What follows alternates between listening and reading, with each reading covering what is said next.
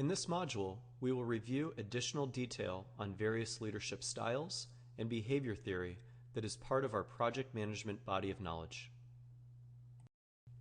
Chapter 3 of the PMBOK Guide describes several skills important for the project manager to balance. While many of these topics are addressed throughout the course, let's review each one briefly. Leadership involves creating a vision and focus for project stakeholders to work in a common direction. The project manager may play a directing role in ensuring that proper roles are established and followed. Influence involves the project manager's role in gaining buy-in and support from team members and other stakeholders. Motivation involves ensuring project stakeholders know why they are given their roles and ensuring they want to help contribute to project success. Team building and trust building involves fostering communication among the project team to optimize their ability and desire to work together. Coaching involves continuously enhancing the skill sets of those on the project team. Communication can make up over 80% of the role of the project manager, helping to make sure all project stakeholders have the complete information in a timely manner. Decision-making is an important part of managing projects since trade-offs will commonly need to be considered when the project environment changes. Negotiating involves managing the trade-offs that may exist between parties when trying to arrive at a mutual decision. Conflict management is a skill required to help keep project stakeholders free of conflict and focused on project goals. Political and cultural awareness is another important skill, since projects can often include a diverse set of organizations and individuals. More information on these topics can be found in the resource management, communications, and stakeholder management portions of this course, as well as in Chapter 3 of the PMBOK Guide. There are various leadership styles that may be leveraged by a project manager at different times throughout a project. In the autocratic or directing style, the project manager is the primary decision maker, rarely consulting with the team for input. While this style is not usually preferred, it can be useful when very quick decision-making is required, such as during emergencies.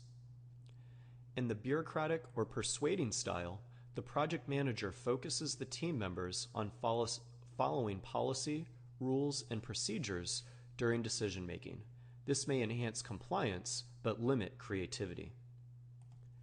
In the democratic or participative style, the project manager encourages open discussion and information sharing when making decisions.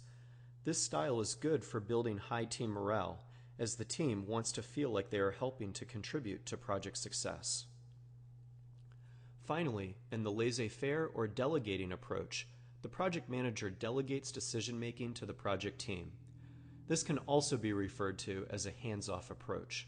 While this style may not provide the directional leadership often needed by the team, it can be good for enhancing creativity of the team. There are also various sources of power that may be leveraged by a project manager at different times throughout a project. This is related to influence, involving the project manager's role in gaining buy-in and support from team members and other project stakeholders. The source of power most likely to influence others is expert power. This is power based on subject matter expertise. For example, a team is more likely to follow the ideas of someone who has 20 years of experience in the field as opposed to someone with more limited knowledge. Legitimate power is based on official recognition within an organization. This may be represented by a title or an organizational chart. Reward power is based on the capability to reward team members. This may include various rewards and recognition, such as being able to put in a good word with a team member's functional manager or provide spot bonuses. The opposite of reward power is coercive power. This is the power to penalize or embarrass team members. This will typically have a negative impact on morale and is not a good long-term source of power. Finally, referent power is obtained through associations. For example, Two team members may be equal peers within the organization, but one might try to influence the other based on their friendships with upper-level management. There are a few theories regarding project team behavior that can be useful to understand as a project manager. First, Maslow's hierarchy of human needs can be represented as a pyramid. Consider each layer of the pyramid as a foundation to the next. The idea is that a human's physiological needs, such as food and water, must be met before they will be concerned with their safety needs, such as job security. Safety needs must be met before social needs can be established, such as building friendships and relationships. Social needs must be met before self-esteem can be met, which is required for a state known as self-actualization. This is the state in which people perform at their highest productivity and creativity. As project managers, it can be useful to identify where a poorly performing team member may be experiencing challenges, as providing social needs may not be effective if safety needs are underprovided. McGregor's Theory X and Y examines how we can categorize project team members. Theory X represents the view that team members will do the bare minimum, dislike their work, and avoid it. A manager that views teams this way may be more likely to micromanage and take on a directing role. Theory Y represents the view that team members are motivated and eager to accept new responsibilities, self-growth, and contribute to project success. A manager that shares these views may be more likely to provide freedom to the team to enhance creativity. In practice, it is important for managers to recognize that different team members react differently to these various leadership styles, so it may be useful to vary. There are a few more theories to consider. Hertzberg's theory of motivation, also referred to as hygiene theory, states that certain factors such as salary, security, and status may lead to dissatisfaction in their absence. However, providing these things will likely only lead to temporary fulfillment.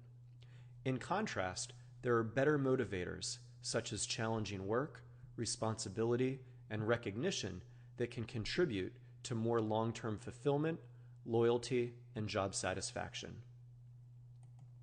Expectancy theory states that people are motivated when they believe their efforts will lead to project success and when they believe their efforts will be recognized and rewarded. So if team members do not understand why they are assigned to a task or responsibility, they are unlikely to be motivated to excel. Finally, David McClelland's need theory focuses on ways that team members may become motivated. Team members that are power motivated may want to provide their expertise through teaching and leadership. Team members that are achievement motivated may want to master a task and receive feedback on their work.